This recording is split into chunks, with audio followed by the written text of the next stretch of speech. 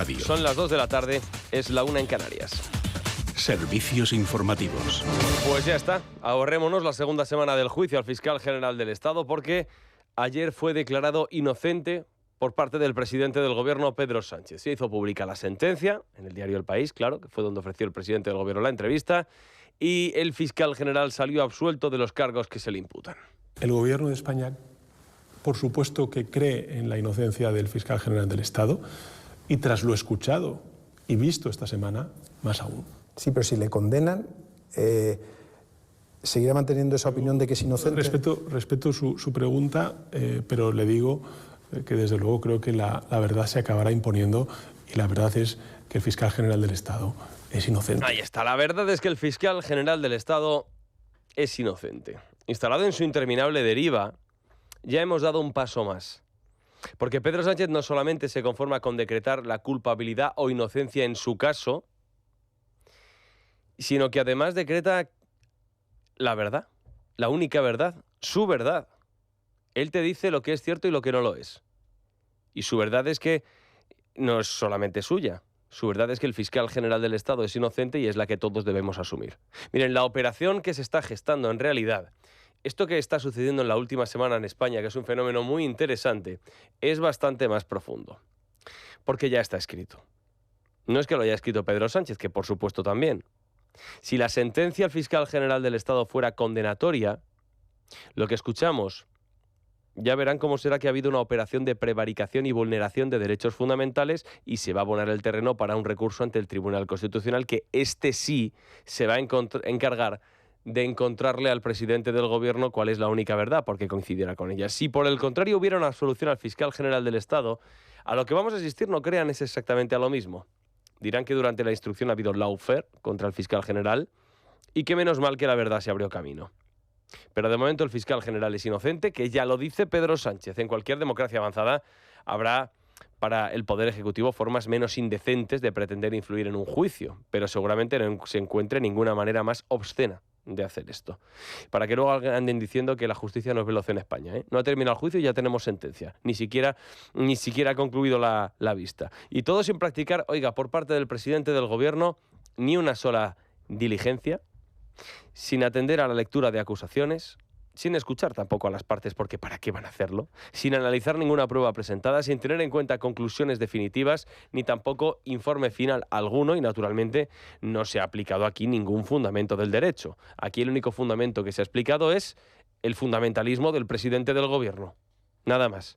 Todos estos pasos anteriores el presidente se los ha saltado y los ha sustituido por su opinión, que es la importante, la única que cuenta, y con la que, por cierto, interfiere, digámoslo una vez más, en un proceso judicial en curso. De modo que, teniendo al presidente ejerciendo de magistrado y emitiendo sentencia ya de forma anticipada, oiga, pues ¿para qué queremos tribunales de justicia en España? Cogemos el Poder Judicial, lo asume el jefe del Ejecutivo y asunto resuelto. Se pone a decretar absoluciones en el Corte Inglés de Goya los jueves por la tarde y los viernes, pues yo qué sé, indultos y amnistías, por ejemplo, y ya está. Si es que hasta lo de que instruyan los fiscales es incluso una mala idea. En realidad lo que se tenía que haber propuesto en la ley Bolaños era que instruyera directamente Pedro Sánchez y asunto resuelto. Oiga, no se rían, ¿eh? Esto se hace en muchas naciones, en muchos lugares del mundo donde los tres poderes se concentran en uno solo, que al final es el que manda. Ahora, lo que ya desde luego resulta sospechoso es que aquí solamente son inocentes los que tienen una adscripción ideológica cercana al presidente del gobierno o directamente son familiares suyos. Begoña, su mujer, es inocente. Su hermano, David, es inocente. El fiscal general, naturalmente, ¿cómo no iba a ser inocente? Si estás al otro lado del muro, eres naturalmente culpable. Y si estás siendo juzgado y eres del otro lado del muro, ahí no hay jueces prevaricadores. Ahí están los buenos. Ahora, si estás juzgando al entorno más cercano del presidente del gobierno, entonces lawfare, prevaricación, etcétera, etcétera. Hoy hay quien dice, bueno, no, pero es que esta que manifestaba el presidente del gobierno ayer en El País es una opinión personalísima de Pedro Sánchez. ¿Y cómo no va a hacerla pública si hay libertad de expresión en España? Claro, es que es precisamente por su condición de presidente del gobierno, jefe del Poder Ejecutivo, es que es precisamente Pedro Sánchez el que más debería abstenerse de hacer este tipo de declaraciones, porque suponen una grave intromisión de un poder del Estado que mete sus narices en otro. Tenemos tanta suerte, fíjense ustedes, que somos tan afortunados con este presidente, que ayer nos dijo que se va a quedar en el poder a pesar de que su familia está sufriendo las consecuencias de que él permanezca en el Palacio de la Moncloa. Dice Pedro Sánchez que todo esto le ha llevado a una reflexión no solamente con mi partido, sino fundamentalmente con mi familia, que es la que está sufriendo directamente las consecuencias de este compromiso y esta responsabilidad, para anunciar que efectivamente doy ese paso y que en 2027 me presentaré a la reelección. Pero no es por ambición, ¿eh? Solamente es por sacrificio.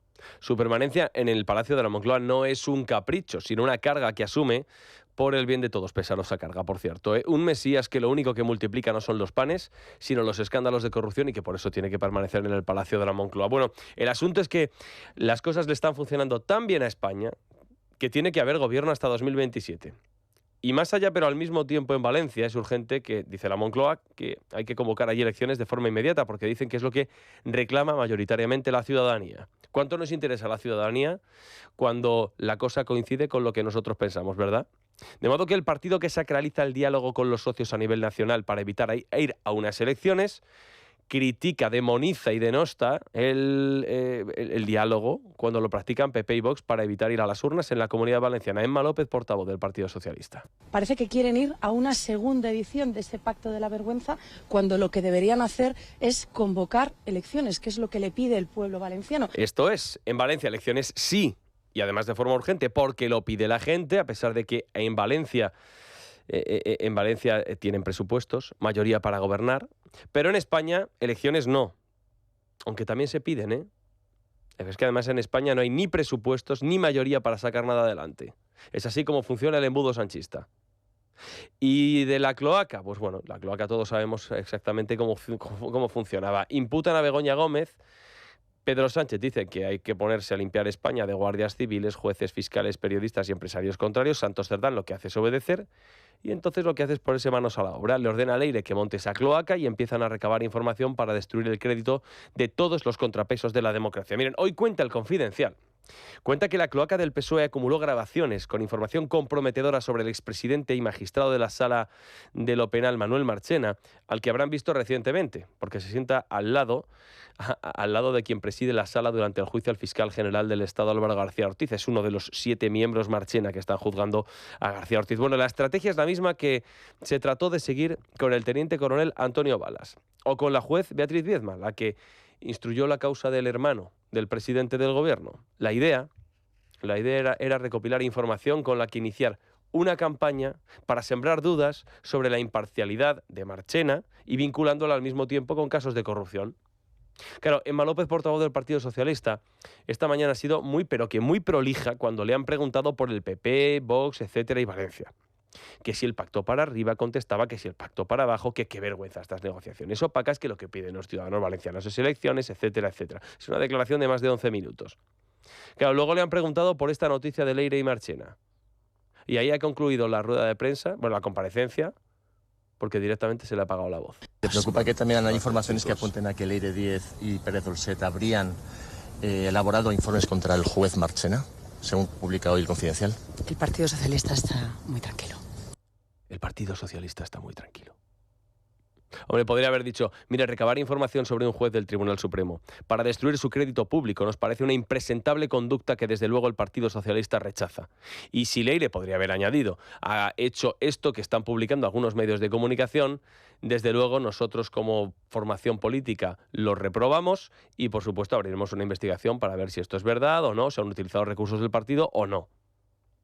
Pero ahí se le han terminado las ganas de hablar de esto. Y ha dicho, estamos muy tranquilos. Siempre ha sido llamativo y hasta sospechoso que no se haya escuchado a ni un solo dirigente del Partido Socialista, ni uno solo, criticando públicamente la conducta de Leire y las prácticas de la cloaca. Ni uno solo lo ha criticado. Oiga, ¿por qué será?